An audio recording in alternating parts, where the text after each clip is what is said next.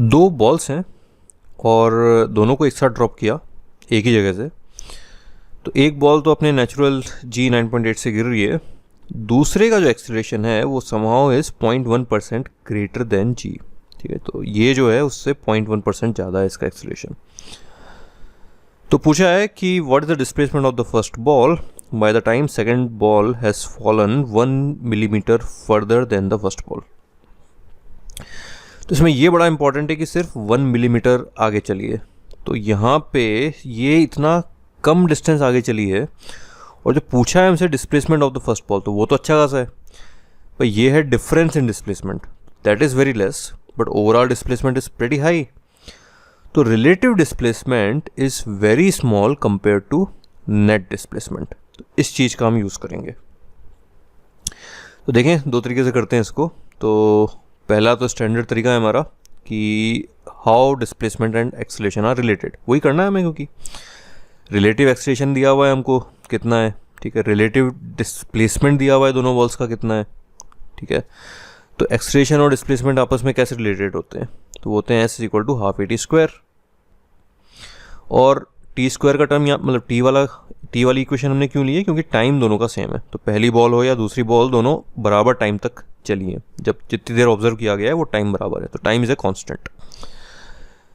सो इसको डिफ्रेंशिएट कर दो दोनों तरफ, मतलब बेसिकली ds/dA करो, so you will get ds = ½ DA × t²।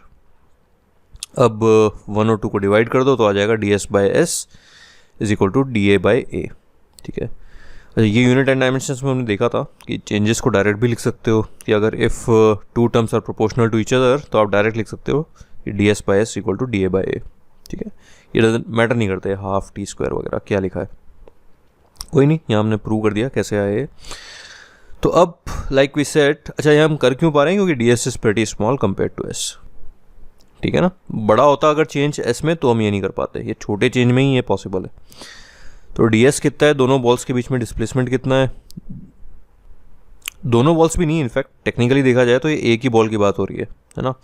एक बॉल जो कि खुद ही 9.8 से अगर चली और वही बॉल में अगर हमने एक्सलेरेशन थोड़ा बढ़ा दिया तो वो कितना एक्स्ट्रा चल गई, तो वो बात हो रही है। तो यहाँ इन्होंने 2 बॉल बोला है, लेकिन टेक्निकली ये इक्वेशन 2 बॉल्स के लिए नहीं है ना, ये एक ही बॉल के लिए, कि एक बॉल एक बार कुछ डिस्प्लेसमेंट हुआ उसका विथ सम एक्सीलरेशन, फिर थोड़ा एक्सीलरेशन चेंज किया तो डिस्प्लेसमेंट में चेंज कितना आएगा, तो वो है ये इक्वेशन।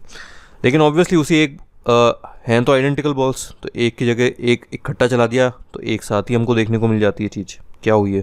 ठीक है, तो डिस्प्लेसमेंट का डिफरेंस कितना है, so that is 1 millimetre, so ds is 10⁻³ acceleration का डिफरेंस कितना है, सो 0.1 ग्रेटर, तो जो ज़्यादा चला है ds अगर पॉजिटिव है तो dA भी पॉजिटिव ही होगा, सो dA is 0.1%, so 0.1% of g। ठीक है, s जो हमें निकालना है, और एक्सीलरेशन जो ओरिजिनल था वो था g। तो यहाँ से हम सॉल्व करेंगे, तो यहाँ से हम इसको सॉल्व करेंगे तो आ जाएगा s = 1 मीटर। सेकंड जो हमारा स्टैंडर्ड तरीका है कि रिलेटिव एक्सीलरेशन का टर्म पता है हमें, मतलब रिलेटिव एक्सीलरेशन की वैल्यू पता है, रिलेटिव डिस्प्लेसमेंट की वैल्यू पता है, और जो रिलेटिव एक्सीलरेशन है वो यूनिफॉर्म है।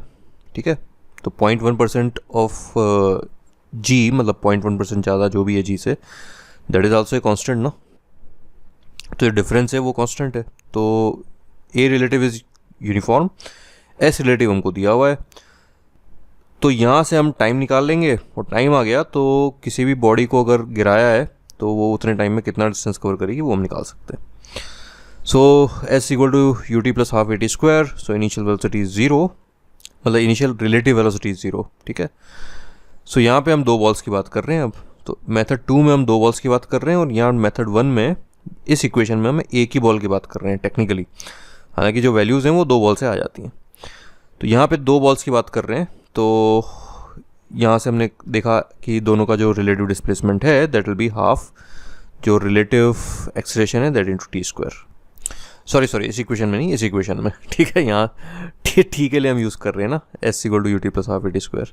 ये तो फाइनल वो वापस बॉल को वापस ऊपर से छोड़ा उसके लिए, तो so s relative is equal to ½ a relative × t²। तो यहाँ से टाइम की वैल्यू जो आएगी वो अब हम डालेंगे कि टोटल डिस्प्लेसमेंट क्या है। सो टोटल डिस्प्लेसमेंट तो नॉर्मली जो छोड़ा है, सो फर्स्ट बॉल तो नॉर्मल 9.8 से चल रही है ना, तो उसके लिए डिस्प्लेसमेंट आ गया हाफ GT²। तो इसमें टी की वैल्यू डाल दो तो आंसर आ जाएगा वापस 1 मीटर। तो बड़ा कंसेप्चुअल क्वेश्चन है, दोनों तरीके से आपको थोड़ी फील आनी चाहिए कि कर क्या रहे हैं, है ना।